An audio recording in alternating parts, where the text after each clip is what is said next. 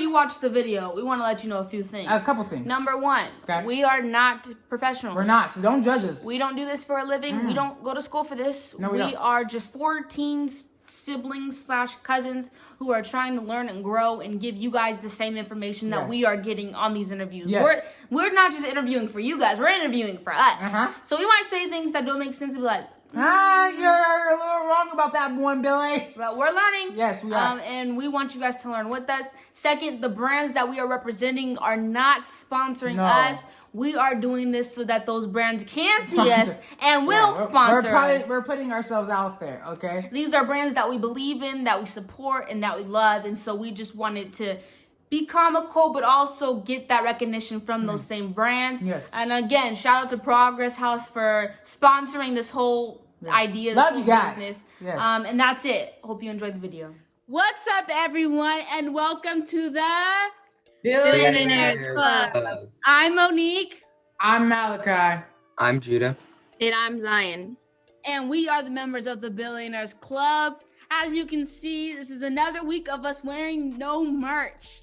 We are representing Netflix today. And so at the end, you will see a very special commercial.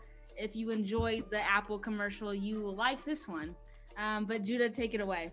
The tip of the day is to try to invest as much money as you can by the time you graduate, preferably $10,000.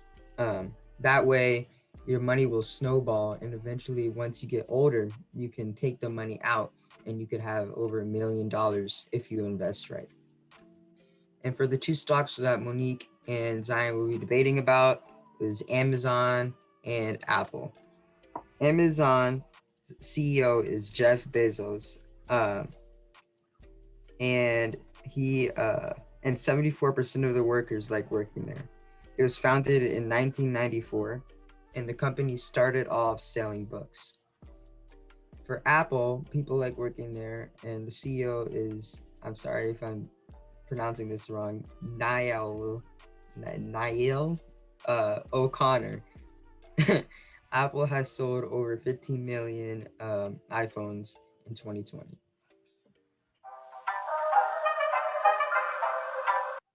Hey, you want to go to AMC? I heard Wonder Woman's out. Oh, you don't go to movie theaters anymore? Oh, yeah, that's right. COVID. Who am I kidding? Who goes to movie theaters anymore? But I heard there's a new show out. We can binge watch a show. It came out on Netflix. Well, it actually came out a while ago, but now it's on Netflix. It's called Dawson's Creek. Wait, you don't know what Netflix is? Netflix is who am I kidding? Everybody knows what Netflix is. You go on there every day to watch your favorite shows. I love Netflix because Netflix has all my favorite shows like Stranger Things, Cobra Kai, and many more. So go and get a subscription today. So as you can see, we have our special guest here. But before we get into the interview, you know we have to do our debate. This is Apple versus Amazon, like Judah has already stated. So Zion, you can take it away. All right, so I have Apple. And personally, before I get into Apple's future, why you should invest, I'm just going to give my own personal opinions on Apple. So I feel Apple is iconic and they are just a better brand when it comes to phones. So Apple, it creates iPhones, they can create MacBooks, they create iPads and AirPods, stuff like that, I think. So they're one of the reasons they're so popular is because they create such high quality of merchandise, which people love. They like, no one wants an Android. No offense to Android, but Androids can get a lot of hate for not working right. So people tend to go to Apple so that they have a really loyal fan base and people love Apple. So future-wise, I was researching Apple and they showed that they are looking into making Apple cars, which will feature some of the stuff that iPhones have now. And it'd be a very futuristic car is what I was researching. So they're working for that, even though car business is very different from phones. So it is kind of a risk. But if you invest in them now, you can make a whole lot of money in the future if they do really good at their cars.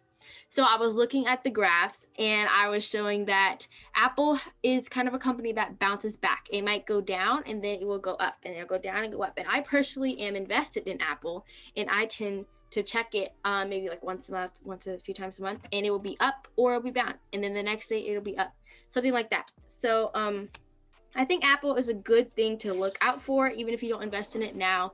It is definitely something that will make you money, and especially if they're looking at different types of stuff to make in the future, you will probably make some money off of that. Okay, well, I have Amazon, so I'm just gonna give a few reasons of why I think Amazon is a better company, not only as a whole, but to invest in. So one reason, it is led by the founder, Jeff Bezos. Why is that important? Well, because you know that he cares about his company since he created it from the beginning, and he's still with it now. In a number of studies, it shows that founder-led companies outperform in the stock market. One thing is that Amazon is very diversified. It has a big portfolio. Not only are they just an online retailer, but now they have moved into music streaming platforms, and they've also moved into grocery stores. As you see, I don't know where the grocery stores are, but they do have grocery stores where you can go and buy. They are very innovative when it comes to technology. They are moving in towards the future. When it comes to the grocery stores, I know that I guess what I'm saying is that they are just very future oriented, and they are adaptive when it comes to the culture. They help small businesses out, and they don't help big businesses. So a lot of small businesses are run under Amazon. They apply to multiple markets, while Apple is focused on the personal user.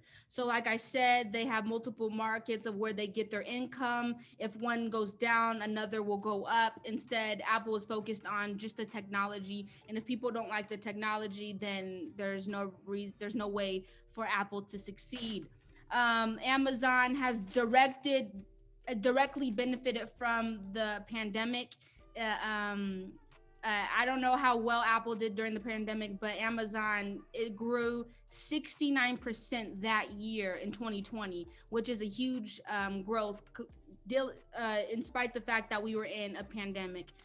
Those are just a few reasons of why Amazon, I believe, is superior over Apple. All right, so that wraps up the debate. We're gonna let our special guest kind of mull it over as he's answering some questions, and at the end, he'll kind of give us his thoughts and give us the winner. So Malachi, take it away. Well, welcome again, like we said off camera. Welcome to this platform, and we're so grateful for you to be able to be here so that you can share your tips and your knowledge with everyone here. Youth that are watching this at home, whether it's youth or adults, I'm pretty sure they're going to be able to benefit from the things that you have to say. So before we get into anything, we want to know a little bit about you, because people like us may not know anything at all about you. So before we get into anything, you can share briefly what are just some things that are about you. Sure. So I'm a mathematician. I've been teaching mathematics in the Seattle area for not quite 30 years. As you can see behind me, you'll see a banner for my alma mater. I attended Howard University from 1980 to 1985. I served as a commissioned officer, as a lieutenant of infantry, as a paratrooper in the United States Army Infantry under President Reagan. I've been self-employed probably for the last 25 years, teaching mathematics enrichment. Zion and Judah were my Saturday Math Academy for years. I've always felt like I was an entrepreneur at heart. I knew growing up as a child that I would never have a job, never have a boss. As a Black man, my desire was always to be free. And so I expressed my freedom by being self-employed and teaching mathematics to Black and brown children. And that's just my passion. So I've founded different companies. I've given TED Talks about this work. So locally, I'm pretty well known in what I do. With regards to the pandemic, I can tell you that my work has expanded and grown all across this country. So I'm serving students and families in 9 states and in London, England, in the UK. Wow, that's amazing. That hearing all of that, those accolades you just said, that those are amazing. Just hearing all of that, it's mind blowing. Even so, I'm glad to say I know you now. Okay, let's get straight into this interview. I have 2 sets of questions, and then if anybody has anything they want to ask, they can. So the first question to say everything is, what is your investment story? How did you get into investing, and where are you at currently in your journey?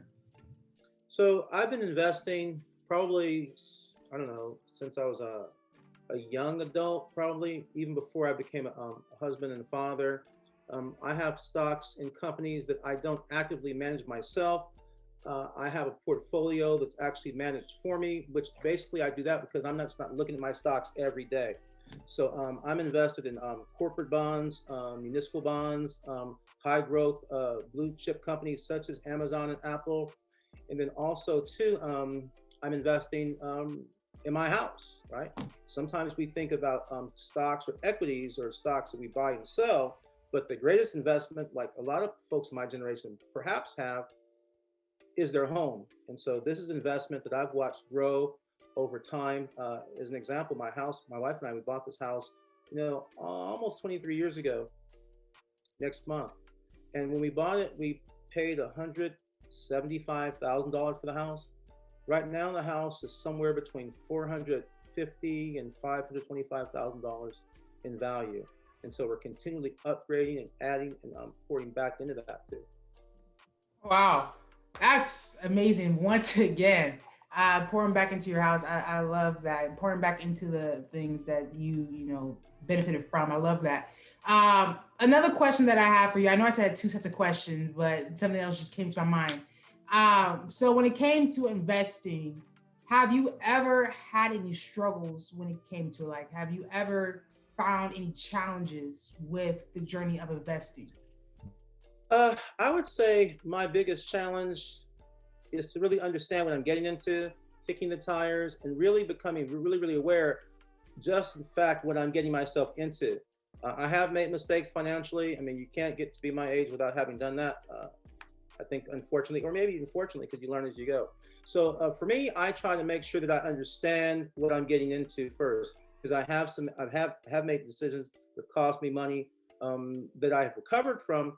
But I would say that for me, the thing that I have to do is know what I'm getting into. So it's called doing my due diligence. And to the extent that I do that, regardless of how it turns out, I can at least feel like I didn't have a situation or an error here because I didn't do my homework.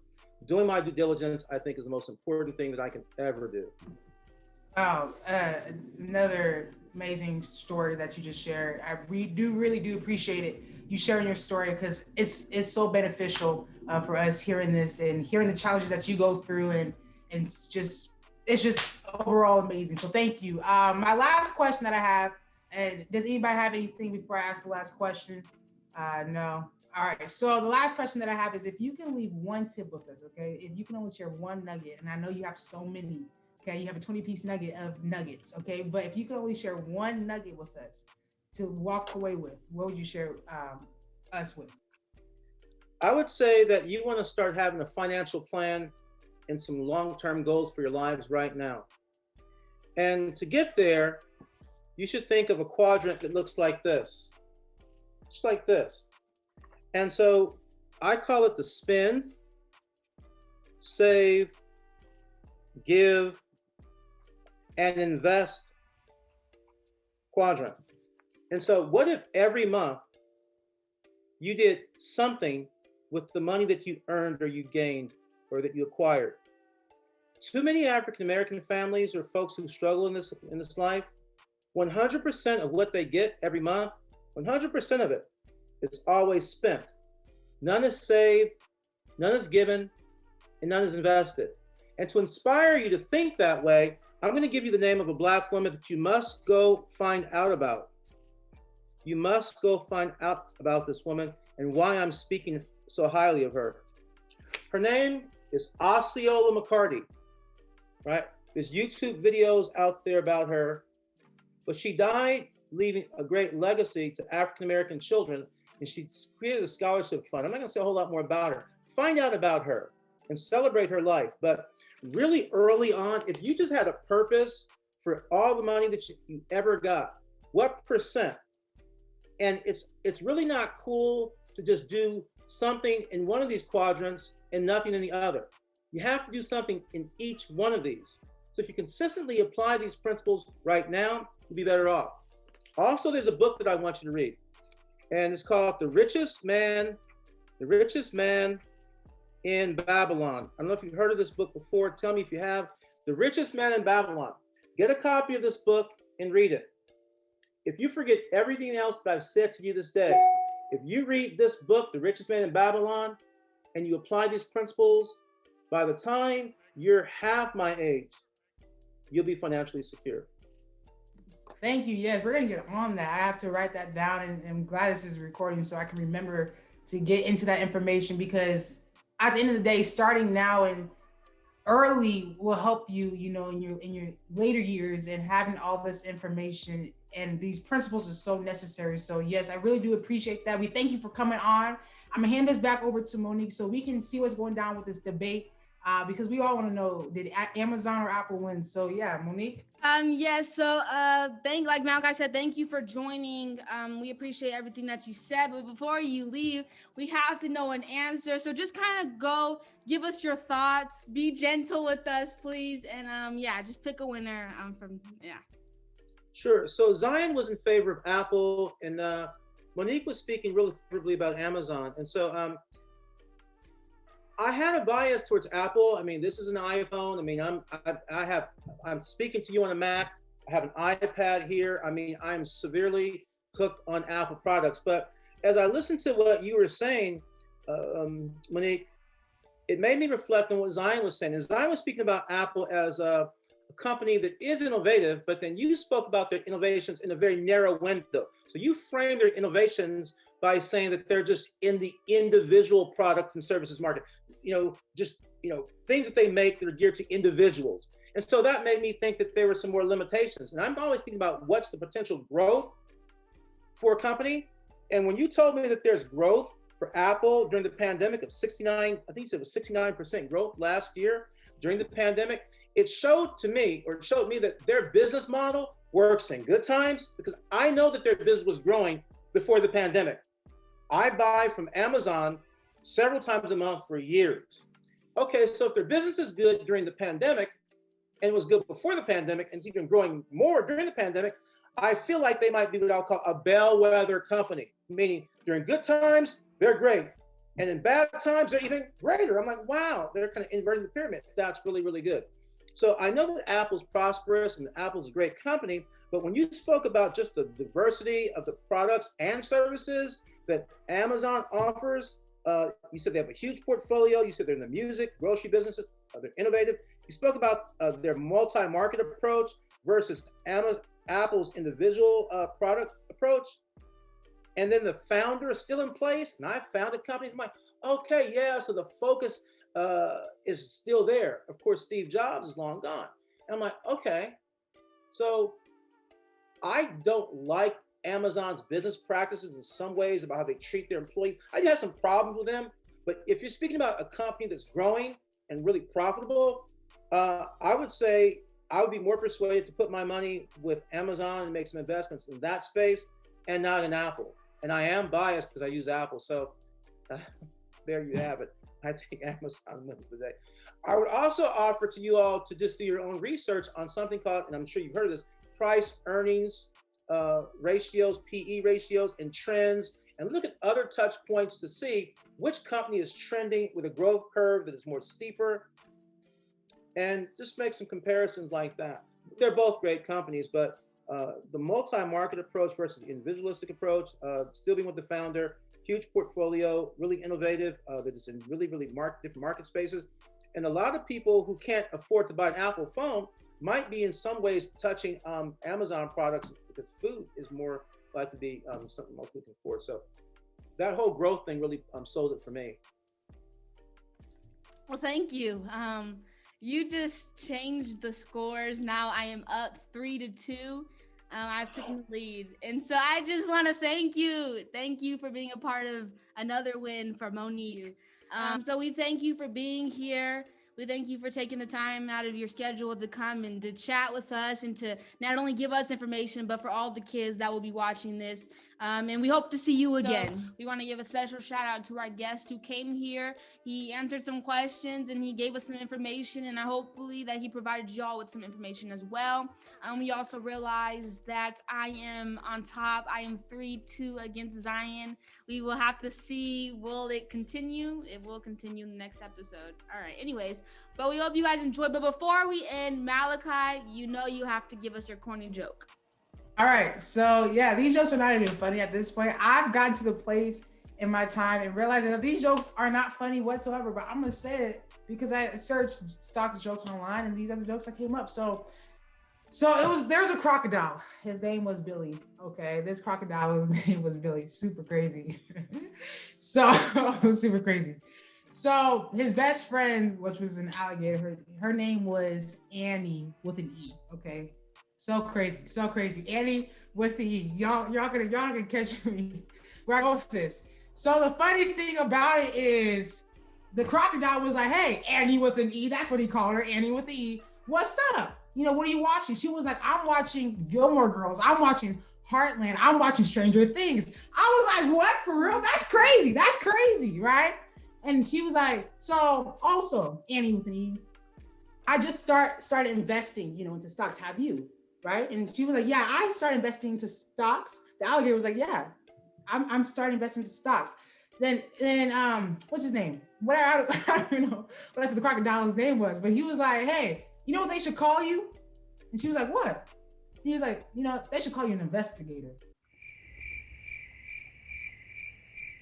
All right, and everyone, thank you for this time. Thank you guys for coming and watching another episode. We will see you guys in another episode of The Billionaires Club.